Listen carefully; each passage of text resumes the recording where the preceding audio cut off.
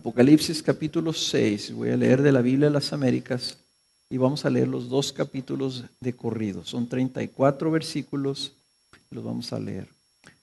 Vi cuando el Cordero abrió uno de los 7 sellos y oí a uno de los 4 seres vivientes que decía, como con voz de trueno, ven.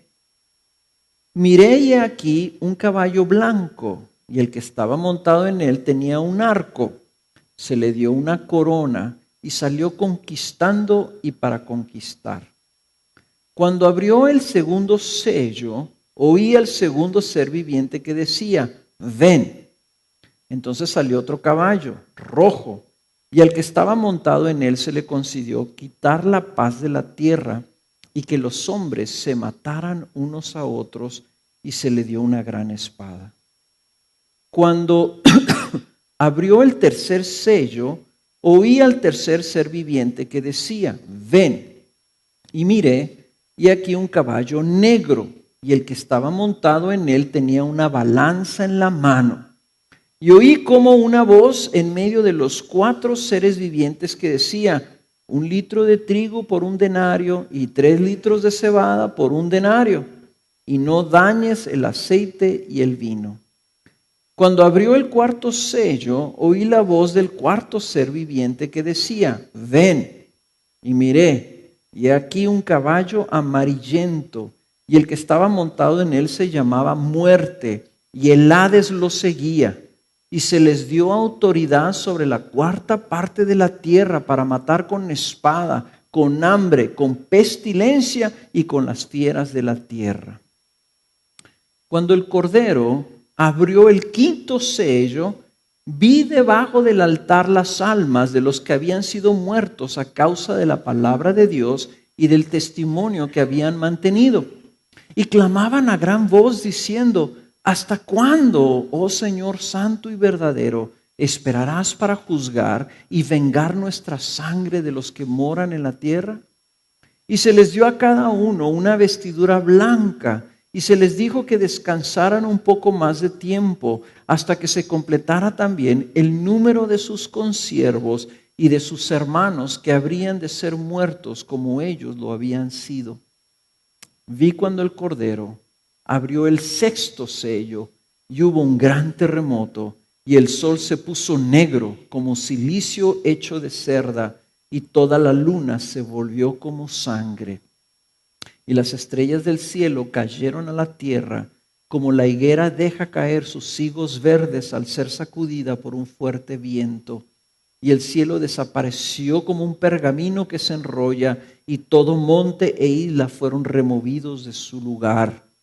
Y los reyes de la tierra, y los grandes, los comandantes, los ricos, los poderosos, y todo siervo, y todo libre, se escondieron en las cuevas y entre las peñas de los montes, y decían a los montes y a las peñas, caed sobre nosotros y escondednos de la presencia del que está sentado en el trono y de la ira del Cordero. Porque ha llegado el gran día de la ira de ellos, ¿y quién podrá sostenerse? Después de esto, vi a 4 ángeles de pie en los 4 extremos de la tierra, que detenían los 4 vientos de la tierra para que no soplara viento alguno, ni sobre la tierra, ni sobre el mar, ni sobre ningún árbol. Y vi a otro ángel que subía de donde sale el sol y que tenía el sello del Dios vivo, y gritó a gran voz a los 4 ángeles a quienes se les ha concedido hacer daño a la tierra y al mar, diciendo, no hagáis daño ni a la tierra, ni al mar, ni a los árboles, hasta que hayamos puesto un sello en la frente de los siervos de nuestro Dios. Y oí el número de los que fueron sellados, 144,000 sellados de todas las tribus de los hijos de Israel. De la tribu de Judá fueron sellados 12,000, de la tribu de Rubén 12,000, de la tribu de Gad 12,000, de la tribu de Aser 12,000, de la tribu de Neftalí 12,000, de la tribu de Manasés 12,000, de la tribu de Simeón 12,000, de la tribu de Leví 12,000, de la tribu de Isaacar 12,000, de la tribu de Zabulón 12,000, de la tribu de José 12,000, y de la tribu de Benjamín fueron sellados 12,000. Después de esto miré y vi una gran multitud que nadie podía contar, de todas las naciones, tribus, pueblos y lenguas, de pie delante del trono y delante del Cordero, vestidos con vestiduras blancas y con palmas en las manos, y clamaban a gran voz diciendo: la salvación pertenece a nuestro Dios, que está sentado en el trono, y al Cordero. Y todos los ángeles estaban de pie alrededor del trono y alrededor de los ancianos y de los 4 seres vivientes, y cayeron sobre sus rostros delante del trono y adoraron a Dios, diciendo: amén. La bendición, la gloria, la sabiduría, la acción de gracias, el honor, el poder y la fortaleza sean a nuestro Dios por los siglos de los siglos. Amén. Y uno de los ancianos habló diciéndome: estos que están vestidos con vestiduras blancas, ¿quiénes son? ¿Y de dónde han venido? Y yo le respondí: Señor mío, tú lo sabes. Y él me dijo: estos son los que vienen de la gran tribulación y han lavado sus vestiduras y las han emblanquecido en la sangre del Cordero. Por eso están delante del trono de Dios y les sirven día y noche en su templo. Y el que está sentado en el trono extenderá su tabernáculo sobre ellos. Ya no tendrán hambre ni sed, ni el sol los abatirá, ni calor alguno, pues el Cordero en medio del trono los pastoreará y los guiará a manantiales de agua de vida, y Dios enjugará toda lágrima de sus ojos. Bien, hermanos, una de las cosas que les quiero recordar, y cada predicación probablemente les tenga que recordar, pueden tomar asiento.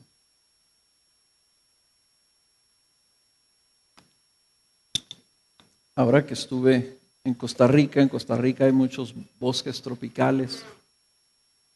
Y les decía yo a algunos de los hermanos que estaban perdiendo en cosas, andaban discutiendo cosas.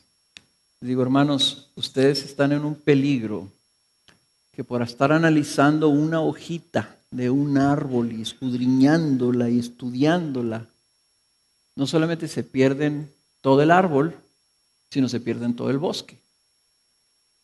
Y desgraciadamente la interpretación de Apocalipsis es lo que ha sucedido en muchos casos, que los eruditos se ponen a estudiar las hojitas, los detallitos, y qué significa esto y qué significará acá, pues puede significar esto, puede significar aquello, y se meten en las minucias de la simbología que de todas maneras no van a entender nunca, porque no está dada la clave de cómo interpretarlo, y como se puede interpretar de una manera, se puede interpretar de otra. Que así lo hizo el Señor y así lo quiso hacer, porque quería que nosotros viéramos el retrato completo. Y nosotros lo que no queremos es meternos a verlo tan detalladamente que tenemos una serie de datos, una serie de información, pero perdemos el mensaje de lo que está diciendo aquí.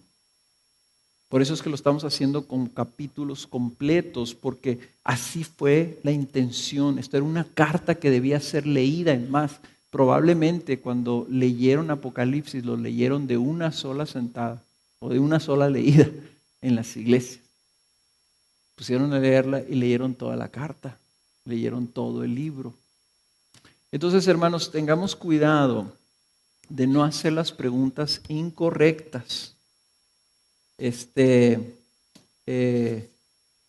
A Jesús, cuando sucedió en el capítulo 24 de Mateo, que el Señor les empieza a decir: mira, ¿ves este templo? No va a quedar piedra sobre piedra. Y los discípulos siempre hacían la misma pregunta: Señor, ¿y cuándo va a suceder esto? Siempre preguntaban ¿cuándo? Que era la pregunta incorrecta. ¿Y saben qué les contestaba Jesús? Nunca les contestó el cuándo, porque no era la pregunta correcta. Jesús nunca contestaba cuando se hace una pregunta incorrecta. Entonces, para nosotros, una de las cosas es que no necesitamos nosotros hacerle preguntas: Señor, ¿y qué significa el arco iris? ¿O qué significa, Señor, aquí que por qué el sello y por qué el caballo era amarillo y por qué el otro era rojo? O sea, la pregunta no es ¿cuándo, Señor? Sino la pregunta es ¿por qué nos estás diciendo esto? ¿Por qué no lo estás diciendo? ¿Para qué no lo estás diciendo? ¿Para qué nos diste Apocalipsis? Porque luego de ahí vamos a derivar cuál debe ser nuestra respuesta. Entonces el objetivo de estudiar Apocalipsis es para saber por qué Jesús mandó esta carta. ¿Por qué dio esa revelación? Y eso es lo que vamos a estar viendo durante todas estas semanas. ¿Okay? La semana pasada debe haber sido muy obvio que lo que Jesús quería en ese capítulo 4 y 5 es que nosotros viéramos y entendiéramos el trono. Hay un trono. Qué bueno que cantamos esta canción del trono el día de hoy. Ante el trono celestial, hermanos, nuestro Dios está en un trono. Y es un trono majestuoso y glorioso. Y el que está sentado en el trono está siendo exaltado en una santidad trascendental, de tal forma que hay seres que su único propósito ahí es ejecutar la voluntad de ese rey, de ese Señor. Y están ellos continuamente alabando al rey que está en el trono. Vimos que el que está sentado en el trono es un león rugiente. Es un león rugiente poderoso, temible, que está ejerciendo su poderío en una soberanía absoluta. Él está mandando y determinando el destino no solamente de la tierra y de las naciones, sino de todo el universo. Porque aquí estamos leyendo ahorita que Él va a dictar una sentencia y los cielos y el firmamento y las estrellas, la luna, todo eso se va a enrollar como un pergamino.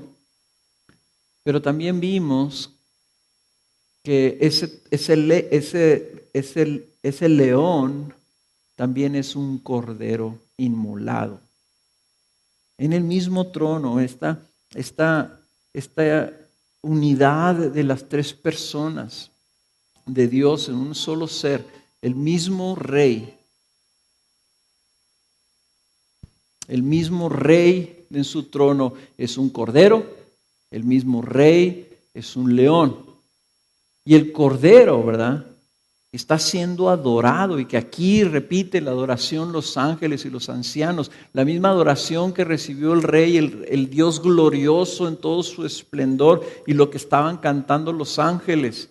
También acá lo cantan ahora, que este cordero es exaltado porque ha lavado con su sangre la vida de sus santos.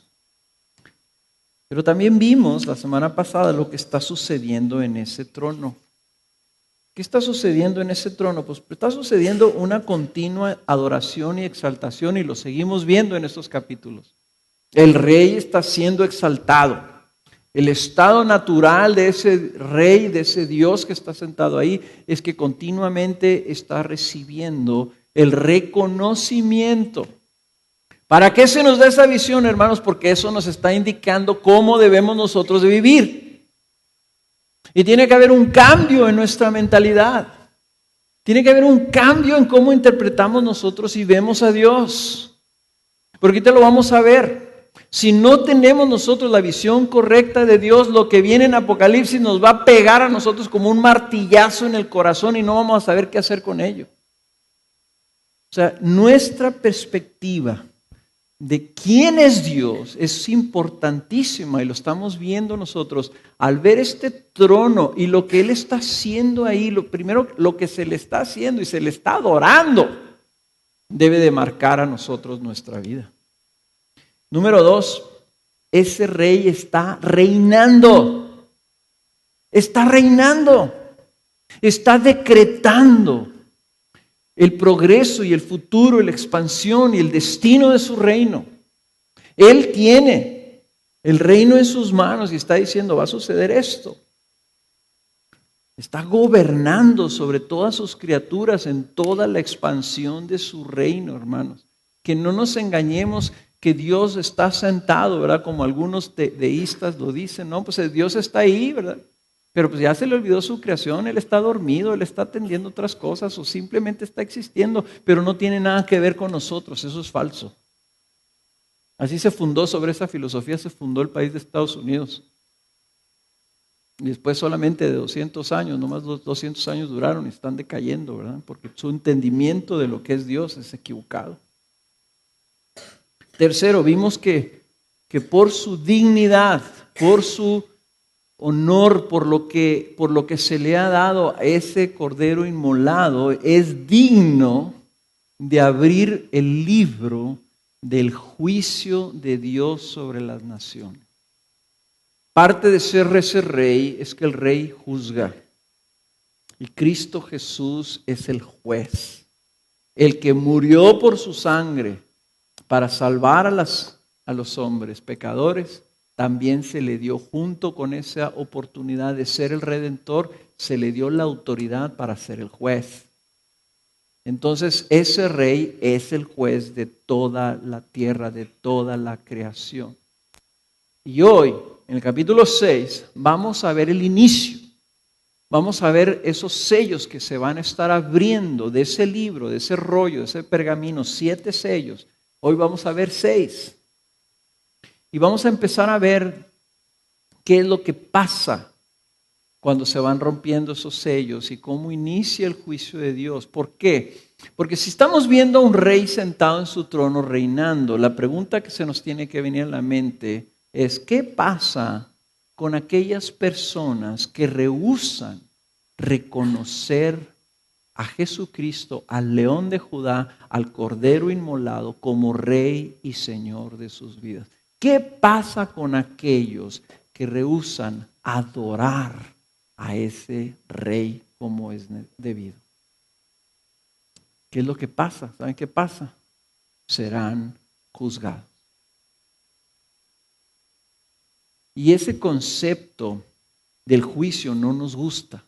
No nos gusta pensar de Dios como un juez. No nos gusta la idea de que haya un soberano que hará ejercer su voluntad soberanamente sobre sus criaturas. Tenemos esta falsa idea de que de alguna manera el reino de los cielos es como una democracia y que nosotros negociamos con Dios, ¿verdad? O que la mayoría vota, ¿verdad? Señor, pues es que la mayoría nos pusimos de acuerdo y todos decidimos que la justicia era realmente esto.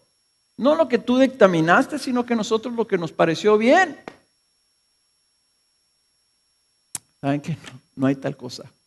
No es una democracia, no es un consenso, no es lo que tú piensas acerca de Dios, no es si te gusta o no te gusta, es lo que dictamine el juez, el soberano. Entonces, ¿cómo te sientes tú cuando la Biblia empieza a hablar acerca de que Dios emitirá un juicio terrible sobre la tierra? Y que Él está dictando, como lo vimos aquí, que haya guerra y pestilencia y hambre sobre la tierra, sobre una cuarta parte de la población de la tierra, para iniciar el juicio de Dios. ¿Cómo te sientes? Y tal vez tú empiezas a sentir y decir: oye, pero ¿por qué? Si Dios es amor, si Dios es buena gente, si Dios es Diosito, el niño Jesús. Esta Navidad yo quiero predicar sobre el niño Jesús, que es el León de Judá. Ese niño nació para morir, para luego juzgar. Pero nosotros vemos a este Diosito que nosotros podemos manejar, que nosotros lo manipulamos, que nosotros lo controlamos y que está ahí para hacer nuestra voluntad. Porque si tu perspectiva de Dios es que Dios está ahí para hacerme feliz aquí en la tierra, para darme lo que yo necesito. Si tú estás ahí pensando que Dios está ahí para que te dé lo que tú le pidas, vas a batallar mucho con estos capítulos. No te va a checar la Biblia. Si tú estás pensando que Dios está ahí nomás, ¿verdad? Para ver a ti qué se te ofrece y para asegurar de que tú vivas una vida aquí feliz y próspera, ¿sabes qué? Te vas a dar cuenta que ese no es el Dios de la Biblia. Si tú estás pensando que a Dios no le importa que tú vivas en tu pecado, que conserves tu pecado o que tú hagas tu propia voluntad y que tú piensas que a ese Dios no le va a afectar, vas a tener problemas al leer Apocalipsis. Tu pecado Dios no lo toma a la ligera. Ahora, el mensaje de Apocalipsis y estos dos pasajes son hermosos porque nos siguen señalando al Cordero inmolado. Así que si tú viniste el día de hoy como un visitante y estás escuchando y acabas de leer esto y los 4 jinetes del Apocalipsis y todo esto, tú dices, ay, yo venía a escuchar una palabra alentadora, oye, mi vida está hecha un desastre y todavía vengo acá y me estás dando la mala noticia de que Dios me va a juzgar. Sí, pero también te voy a dar la buena noticia, que ese rey que está en su trono también es el Cordero que dio su vida para que tú no tengas que vivir esa consecuencia. Ese Cordero que está ahí dispuesto a lavarnos de nuestro pecado y darnos un lugar ahí con Él. Y dice, el Rey extenderá su tabernáculo, su tienda, su casa la va a extender sobre todos aquellos que están ahí con esas vestiduras blancas. Entonces, ¿cuál es tu perspectiva? ¿Cómo te estás tú imaginando a Dios? Asegúrate que tú no te imagines a Dios conforme a tu propio entendimiento. Conoce a Dios en base a la revelación bíblica que Él mismo nos da. Dios no es un pusilánime. Dios no es una ovejita que tú puedes manejar.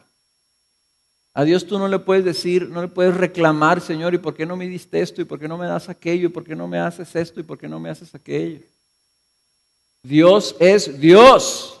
Jesús es Dios y es el juez. Y nosotros hemos de rendirle cuentas a Él, no Él a nosotros. Necesitamos ver a Cristo en su trono, exaltado, y ver la gloria de su trono, para entonces responder correctamente. Ese es un libro que nos está revelando el carácter, o sea, la persona, de una manera todavía misteriosa, como así nebulosa. Pero sí sabemos una cosa clarita, este Dios es el Rey que está en su trono. Y así tenemos que responder. ¿Ok? Vamos a ver entonces aquí los 6 sellos. Vamos a ver primero los primeros 4 que vienen en el capítulo 6 del 1 al 8. Acuérdense que cuando Roberto predicó la semana pasada, estaba viendo que en ese trono que estaba viendo él ahí exaltado, salió un libro, estaba un libro, el libro del juicio de Dios, el decreto celestial del destino de los hombres. Y dice, no había nadie que lo pudiera abrir, hasta que él vio que sí había uno, al que se le dio esa dignidad, ese privilegio, que era el mismo Señor Jesús. Y así empieza nuestro capítulo. Él ve cuando el Cordero de Dios, nuestro Señor Jesucristo, empieza a romper esos sellos. Y cada vez que rompe esos sellos, esos 4 seres vivientes, esos querubines gigantes, inmensos, hermosos, rarísimos, ¿verdad? Que están alrededor del trono, que representan, o sea, son los que están más cerquita de Dios, que están más cerquitas del trono, son sus guardianes, se le quieren poner así, sus comisionados. Cada vez que él rompe un sello, uno de esos querubines, lo único que dice es que manda a uno de estos agentes de destrucción que salga.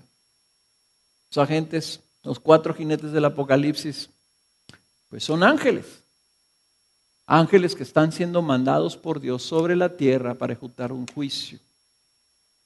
Y son ángeles y son criaturas que van a llevar a cabo su juicio, así como el ángel exterminador que vino y mató a todos los primogénitos en Egipto. Esto que estamos viendo nosotros aquí tiene esta semejanza, tiene este pasaje, ¿verdad? Parece como el Éxodo, ¿verdad? Porque tiene una parte en donde pasa esta Pascua, este pasar por alto que sucedió con la sangre de aquel cordero que mataron los egipcios, los judíos en Egipto. Mataron un cordero y pintaron el dintel de la puerta con esa sangre. Y entonces el ángel exterminador que iba matando todos los primogénitos en Egipto pasaba por alto las casas que tenían esta marca. Aquí lo estamos viendo también. El capítulo 7 es precisamente el pasar por alto del juicio. Y tengamos aquí cuidado, pasar por alto del juicio que va a vivir la tierra. No quiere decir que nosotros no hemos de pasar por prueba y por tribulación. Nosotros somos aquellos que fuimos también rescatados de en medio de la gran tribulación de la tierra. Son 4 caballos. El blanco, que sale como un conquistador, y cuando leyeron ustedes que salía el caballo blanco, tal vez pensaron que era Jesús, ¿verdad? Porque Jesús sale en el Apocalipsis con su caballo blanco como rey y como conquistador, con una espada y con un vestido rojo lleno de sangre, ¿verdad? A juzgar a las naciones en el día final. Pues no, este es otro falso. Este sale a conquistar, pero no es Cristo. Trae una corona, pero no es Cristo. ¿Quién es este personaje? Pues todas las falsedades y todos los engaños y toda la envidia y todo lo que está sucediendo ahorita en el mundo, ¿verdad? Todo esto que vienen a traer, ¿verdad? Que dice que viene a traer muerte y destrucción y guerras y hasta fieras salvajes, ¿verdad? No sé exactamente cómo este conquistador que viene en ese caballo blanco viene a traer eso. Pero sí, una cosa que vamos a ver nosotros, ¿verdad? En Mateo capítulo 24 está un pasaje paralelo donde Jesús les predice algunas de estas cosas a sus discípulos.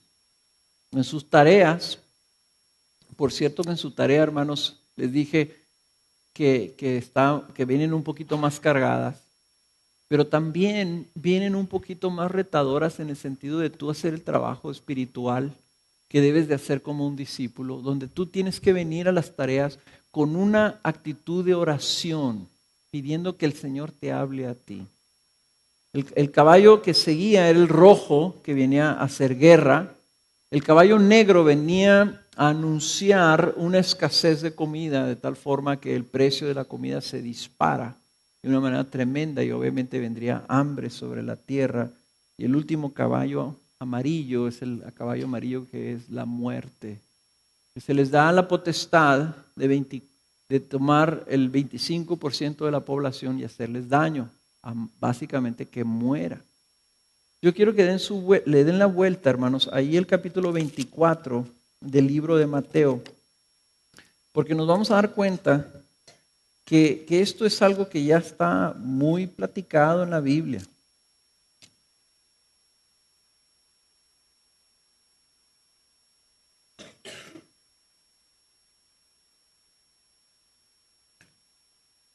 Capítulo 24 de Mateo, voy a empezar leyendo ahí desde el versículo 1, ¿verdad? Dice: cuando salió Jesús del templo y se iba, se le acercaron sus discípulos para mostrarle los edificios del templo, ¿verdad? Mira nomás, qué grande, qué hermoso, qué edificio tan imponente, porque era el templo de Herodes, era una cosa inmensa. Y Jesús les dice más, respondiendo, él les dijo: ¿ves todo esto? En verdad os digo, no quedará aquí piedra sobre piedra que no sea derribada. Y ahí el Señor Jesús está dando una profecía doble. Mateo 24 está hablando de 2 eventos. Primero que nada, la destrucción de Jerusalén en el año 70, y luego está hablando también del juicio final. Entonces Jesús empata estas cosas. La referencia que no iba a quedar piedra contra piedra iba a suceder como 40 años después, cuando fue destruido. Y lo único que le dejaron es un pedacito del muro original, de la pared de los cimientos ahí, y del templo, que es donde los judíos siguen venerando, como si ahí estuviera el templo, pero fue derribada, literalmente no quedó piedra sobre piedra en ese templo que ellos estaban señalando como grandioso. Y estando él sentado, dice versículo 3, en el monte de los olivos, se le acercaron los discípulos en privado y en lugar de decirle, Señor, ¿y por qué vas a destruir la tierra? Le preguntan, dinos cuándo sucederá esto y cuál será la señal de tu venida y de la consumación de este siglo. Respondiendo Jesús les digo, mirad que nadie os engañe, porque muchos vendrán en mi nombre diciendo, yo soy el Cristo, y engañarán a muchos. Tal vez ese caballo blanco sean representantes de esos que van a venir muchos diciendo yo soy el Cristo. Ese viene disfrazado de Cristo, en un caballo blanco con una corona sobre su cabeza, pero viene a traer destrucción. Entonces no es Cristo. Dice, y habréis de oír de guerras y rumores de guerras. Cuidado, no os alarméis, porque es necesario que todo esto suceda, pero todavía no es el fin.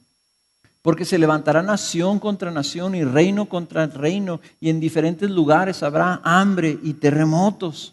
Pero todo esto es solo el comienzo de dolores. Entonces, por eso les puse aquí que este es el inicio. Estos 4 jinetes del Apocalipsis pareciera que es el inicio, el principio de dolores.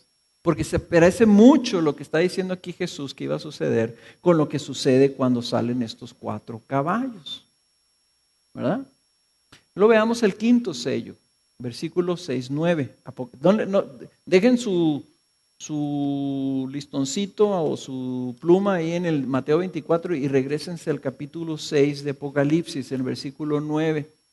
Dice, cuando el Cordero abrió el 5º sello, noten esta imagen, vi debajo del altar las almas de los que habían sido muertos a causa de la palabra de Dios y del testimonio que habían mantenido. Y clamaban a gran voz diciendo, ¿hasta cuándo, oh Señor santo y verdadero, esperarás para juzgar y vengar nuestra sangre de los que moran en la tierra? Y se les dio a cada uno una vestidura blanca y se les dijo que descansaran un poco más de tiempo hasta que se completara también el número de sus consiervos y de sus hermanos que habrían de ser muertos como ellos lo habían sido. Hermanos queridos, esto es algo que pocas veces nosotros aquí consideramos, que es la sangre de los mártires. Mártir significa testigo.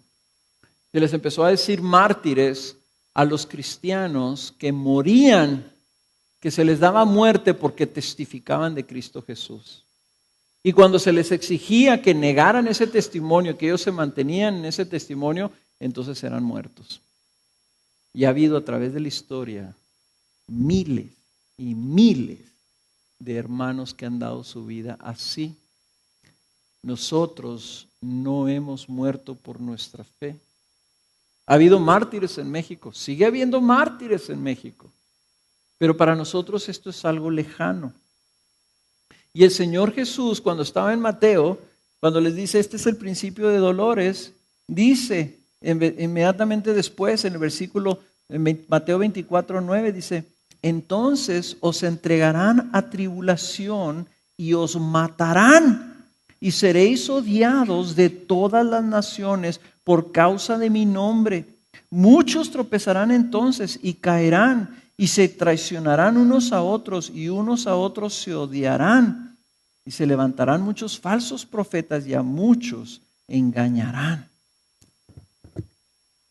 Hermanos, esto es una realidad muy importante porque estas almas, y ahorita no me quiero meter en el hecho de que realmente nuestra esperanza es en la resurrección y qué pasa si nos morimos y todavía no viene la resurrección de entre los muertos, pues pareciera indicar, como dice la Escritura, que cuando morimos pasamos a estar en la presencia de Dios. Estamos guardados por ahí en algún lado, como estas almas que estaban bajo el altar. ¿Y cuál es el altar?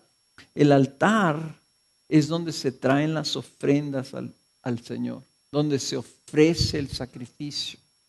Y es un acto simbólico. La sangre de estos mártires está en el altar, clamando, ¿saben qué? Venganza, juicio, vindicación. Y eso es una cosa importante. Cristo no puede dejar la muerte de sus santos inocentes que fueron muertos por dar testimonio de Cristo Jesús sin castigarlo y juzgarlo correctamente. ¿Cómo es que ellos están ahí? ¿Cuál es el mérito de esos mártires? Haber sido mártires. No. Esos mártires están ahí bajo el altar por una razón. Tienen vestiduras blancas. Fueron limpiados, dice. Fueron lavados con la sangre de Jesús. Se les dieron vestiduras. Se les dio la posibilidad de estar ahí. Nosotros tenemos una justicia imputada, asignada, dada. No ganaron sus vestiduras, dice, se les dieron vestiduras blancas. Y ese es el evangelio, esa es la buena noticia. Estos testigos fueron mártires porque habían sido lavados de sus pecados, porque habían sido redimidos y rescatados por Cristo Jesús. Por eso es que estaban dispuestos a dar su vida, porque valoraban lo que Cristo les había dado. Entonces nosotros tenemos que ver esto también. Porque no sé si a ustedes les ha llamado la atención que en todas las partes de la Biblia donde se anuncia la venida de Cristo, el fin del mundo, el juicio de las naciones. Yo vengo pronto, decía Jesús. Y todos nosotros pensamos, oye, pero Jesús le dijo a sus discípulos que venía pronto hace 2000 años y no ha venido. Claro que ha venido. Claro que la inminencia es una cosa importantísima. Hermanos, el día de hoy viene la noticia. 13 personas dejaron de vivir el día de ayer mientras estaban parados viendo un show de trocas. Estaban parados ahí y en un instante pasaron de estar aquí a estar en la presencia de Dios. Así. Cuando Jesús dice, vengo pronto, no te dice de qué forma viene, no te dice si viene en su caballo blanco o si simple y sencillamente viene por ti, pero viene pronto. ¿Y nosotros cómo actuamos con esto? No, pues al cabo lo tomamos a la ligera.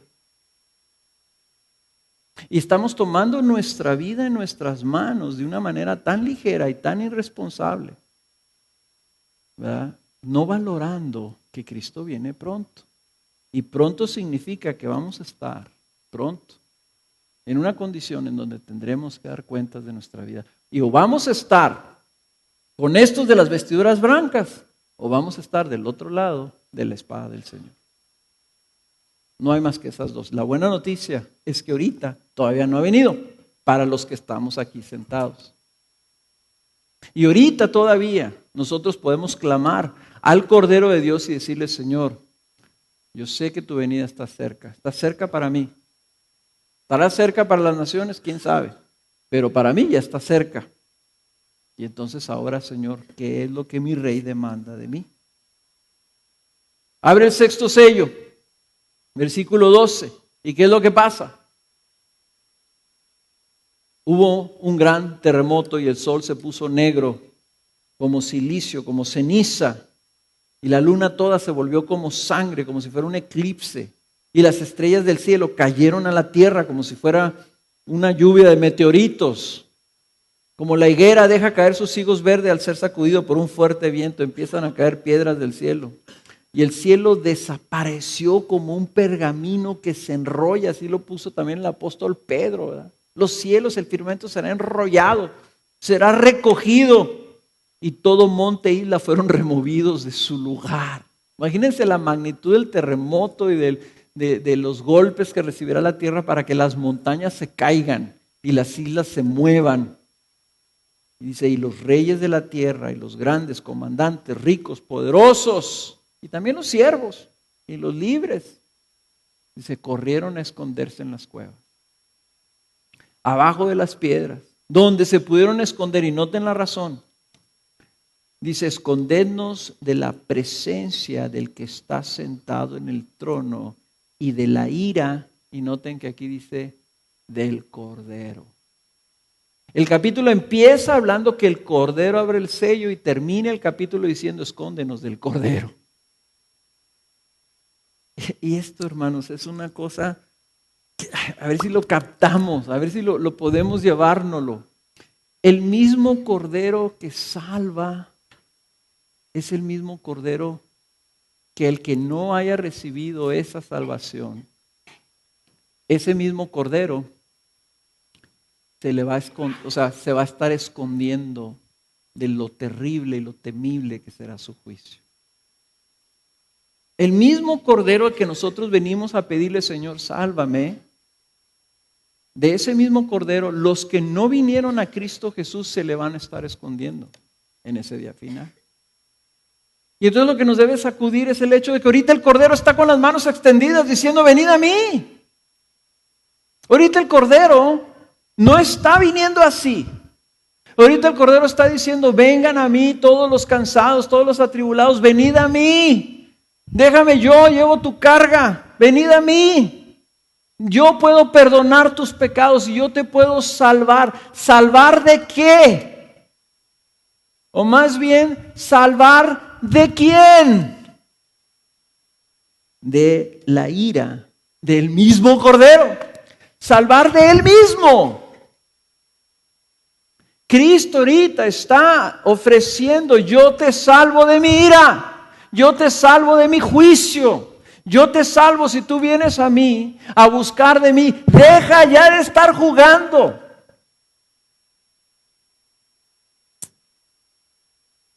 Y todo eso, ¿verdad? Debe de sacudirnos, hermanos, porque va a venir el día en donde los más poderosos, que ahorita admiramos a muchos de ellos y quisiéramos ser como ellos, van a estar escondiéndose abajo de las piedras.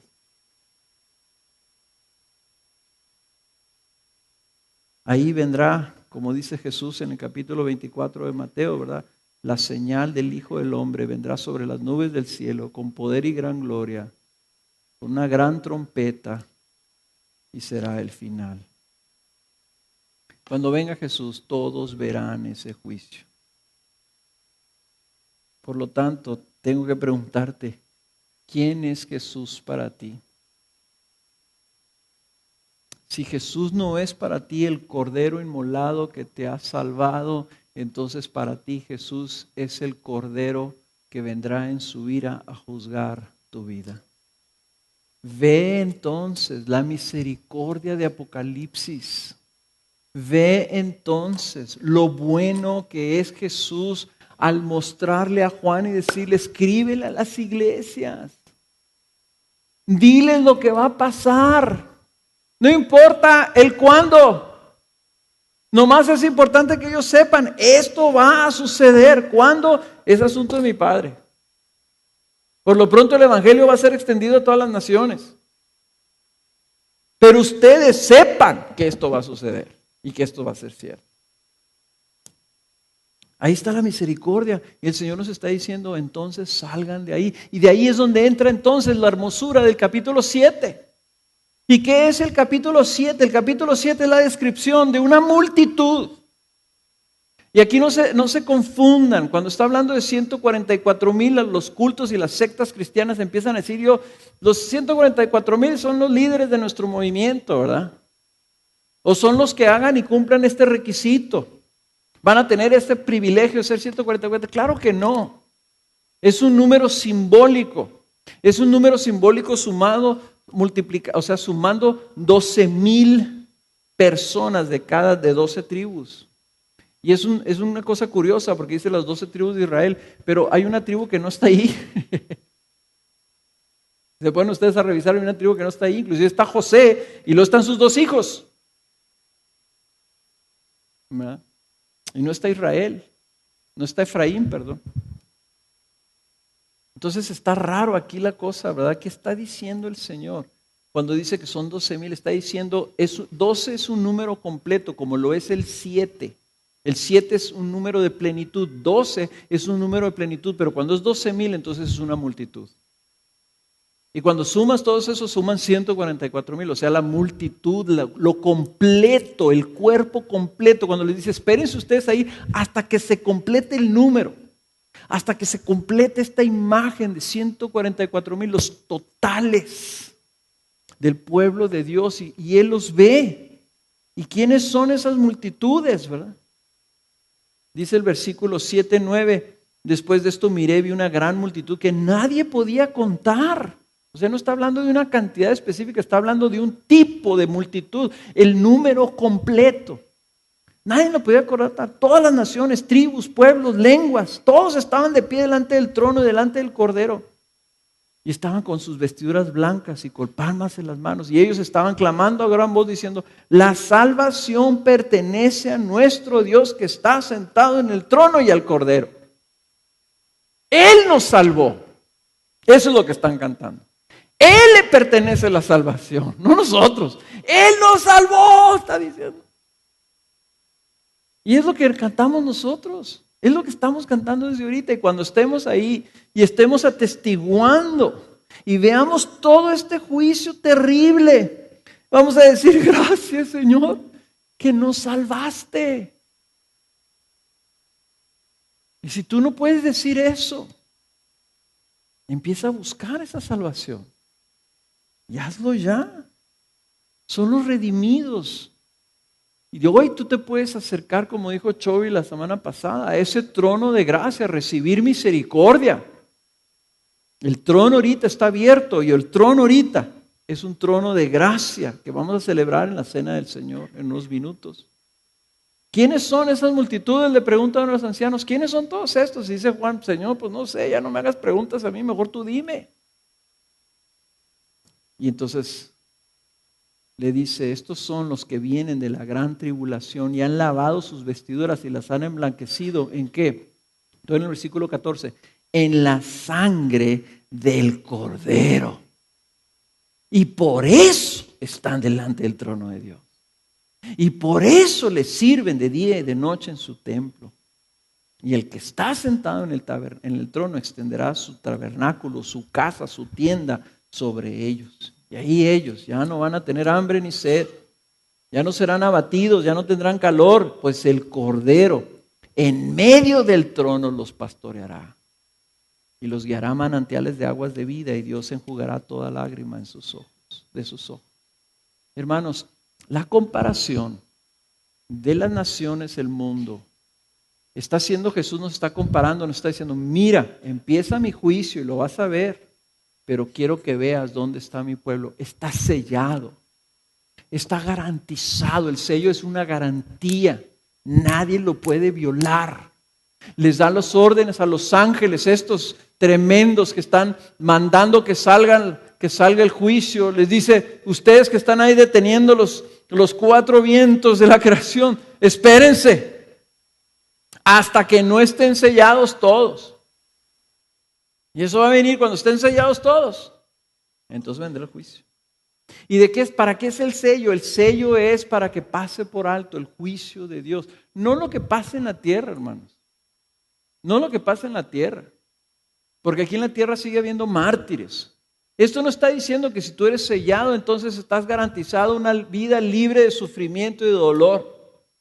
No, porque a lo mejor Dios permite, como veíamos en esa carta, que les dice a los de, ¿qué fue? Esmirna, que les dice: algunos de ustedes van a sufrir y algunos hasta los van a matar, pero perseveren hasta el final.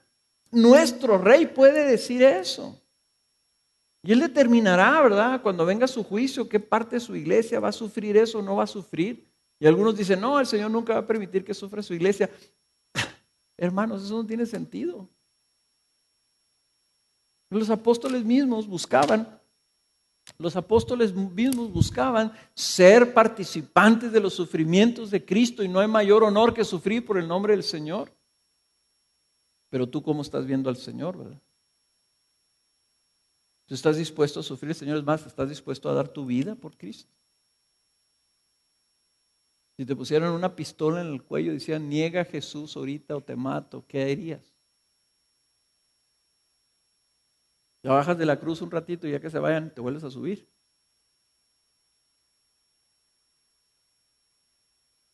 Va a llegar un día, hermanos, donde tal vez eso suceda. Y si nosotros venimos de un cristianismo, ¿verdad? De ahí es donde se agarra la teología prosperidad, o la teología, el famoso evangelio entre comillas, porque no es evangelio, es un evangelio con letra chiquita, el evangelio de la prosperidad, ¿verdad? Que Dios vino aquí para garantizarte a ti una vida de plenitud y de prosperidad y de éxito y de victoria y de felicidad. Para eso vino Dios, para eso dio su vida en la cruz. No, eso no es cierto, eso no es bíblico y ese no es el evangelio. El evangelio es que Cristo vino a morir para darte la oportunidad de que tú en la eternidad estés alabándolo por su salvación y sirviéndolo en su casa como parte de su familia por todos los siglos. Fuimos hechos para Él y Él vino para llevarnos a Él. Tenemos que ver el trono y tenemos que ver lo que está pasando ahí, porque si no nos vamos a perder, hermanos. Entonces yo quiero, para terminar, que veamos nosotros 4 cositas de aplicación, que son lo que tú debes de ver, y algunas preguntas tal vez las debes hacer con cuidado. No están en tu tarea, pero me hubiera gustado. Me regañaron porque les pongo muchas preguntas. Pero tal vez les tengan que poner preguntas opcionales. ¿Ok? Opcionales. Tal vez eso voy a hacer, ¿verdad? Pero ¿en qué está basada tu fe? ¿En qué está basada tu fe? ¿Estás viviendo ahora sobre la base de lo que tienes o de lo que no has recibido? ¿Estás triste porque tu vida no ha resultado como tú la planeaste? ¿Te estás lamentando porque no tienes esto, porque no tienes aquello? Porque no se te dio lo que tú hubieras querido que se te diera, porque no se te dio la belleza que tiene otro, la fortuna que tiene otro. Porque no se te dio la habilidad que tienen unos, o los talentos, o los dones, o la familia, o qué sé yo. Estás viviendo y tu fe está basada, ¿verdad? Por lo que necesitas ahorita obtener, o lo que tú piensas que te va a hacer feliz. Estás buscando esta cosa, o si solamente tuviera esa persona, o si solamente tuviera aquello, entonces voy a ser feliz. O sea, esa premisa de que Cristo vino para el aquí y el ahora, el aquí y el ahora, es lo importante. Ve el trono, ve lo que está sucediendo ahí con los ángeles, ve lo que está sucediendo ahí con esas multitudes blancas de esas vestiduras y date cuenta cuál es la realidad de la existencia y qué es nuestro destino. ¿Y qué es lo que deberíamos estar buscando? Y lo que deberíamos estar buscando, hermanos, es nosotros arreglar cuentas con el que está sentado en el trono. Lo más importante es lo que está sucediendo ahí. No que si tienes este carro o no tienes este carro, no que si tienes toda tu salud aquí. Tú vamos todos para allá.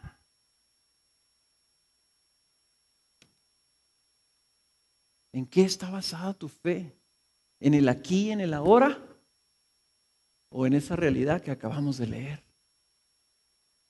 Y necesitamos que esa realidad impregne todo lo que estamos nosotros haciendo. Entonces, en nuestro lenguaje, ya ven que estuvimos todos estos primeros semestres, estuvimos hablando que en nuestro lenguaje tenía que haber la palabra discípulo.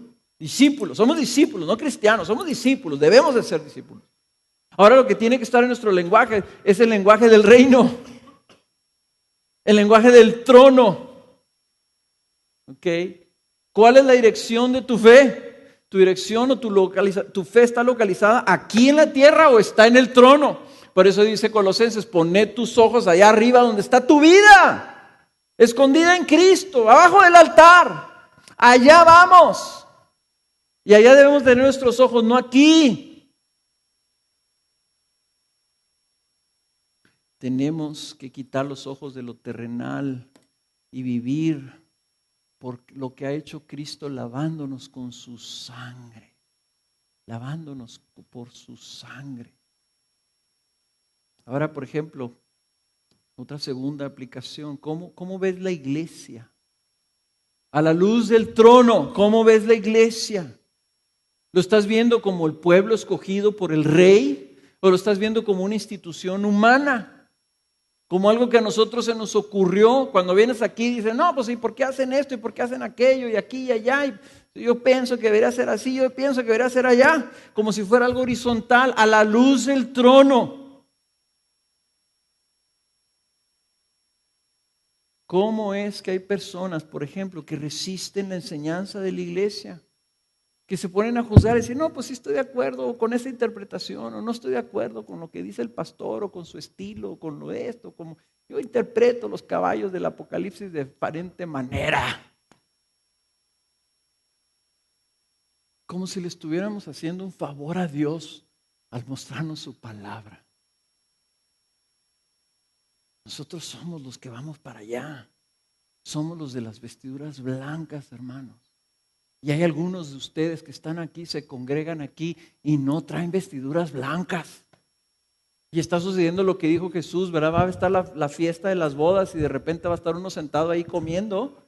Y si tú, ¿cómo te metiste aquí? No, pues que estaban diciendo que todos bienvenidos, pues yo me metí. Pero tú no vienes vestido para la boda. Para afuera, compa.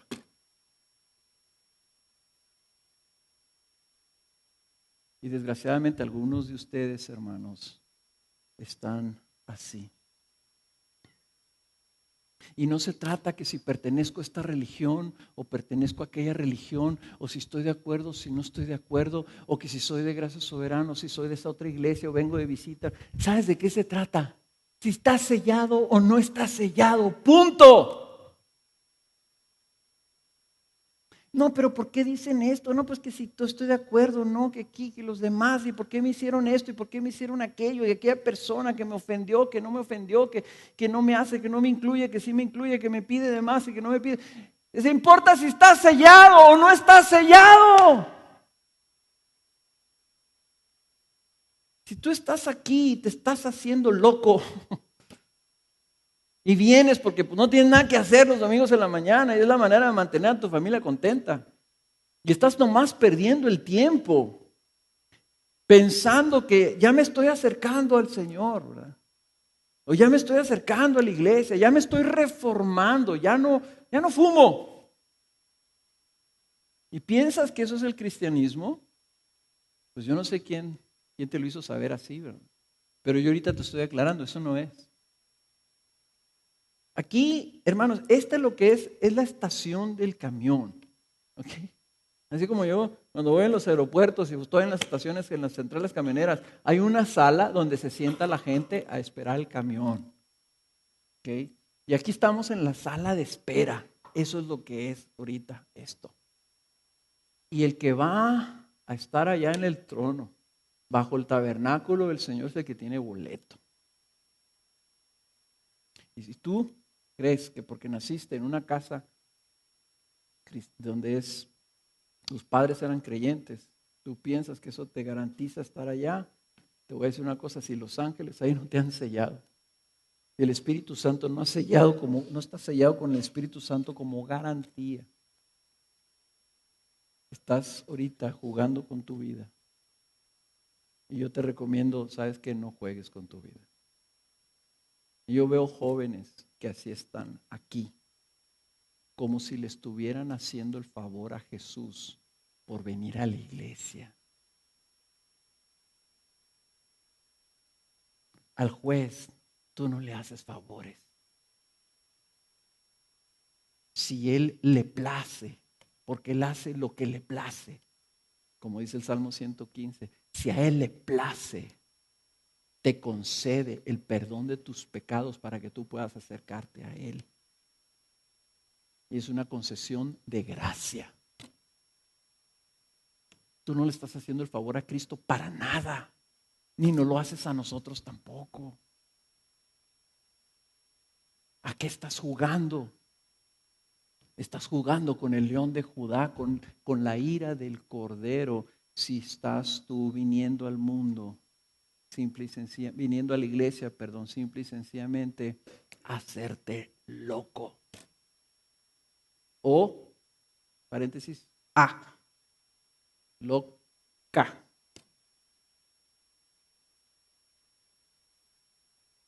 ¿Cómo ves el pecado? ¿Cómo ves el pecado? El pecado a la luz del trono. Hace toda la diferencia, hermanos, que veamos, y lo vamos a estar viendo, y lo vamos a estar repitiendo, y lo vamos a estar repitiendo. Cristo ve el pecado de la iglesia, ya lo vimos, ve el pecado del hombre y lo juzga. Tengo esto contra ti, dice. Arrepiéntete. Por eso es que estamos orando por un avivamiento de arrepentimiento, hermanos, porque lo correspondiente a Apocalipsis es que todos estemos en la dirección del arrepentimiento. En la dirección de que Cristo va a juzgar el pecado.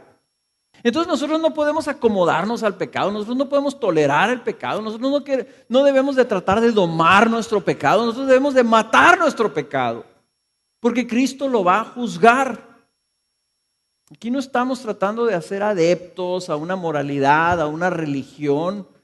Aquí estamos nosotros proclamando el mensaje. ¡Hey! Cristo es el Rey, el Señor, y el Señor manda a todos que se arrepientan. Ese es el mensaje que tenemos que escuchar. Y tenemos que escucharlo porque a eso ha venido Cristo, a preparar un camino que hace posible ese arrepentimiento y el perdón de nuestros pecados. Ahora finalmente, como aplicación final, yo quiero preguntarte, si tú no te has acercado a este Rey, si tú no has venido al Rey, al Cordero que está sentado en el trono, ¿por qué no te has acercado a Él? ¿Por qué? Y tal vez no lo haces porque te resistes a la idea de someterte a su voluntad. ¿Sabes cómo se llama eso? Se llama rebelión. Y de eso es de lo que nos tenemos que arrepentir. Y la rebelión, hermanos, es absurda. Vean la imagen de los poderosos en las cuevas. Es absurdo nosotros resistir a Dios. Date cuenta. ¿Verdad? Eso es como cuando agarro la mano de mi nieto y quiere cruzarse la calle. Y se quiere...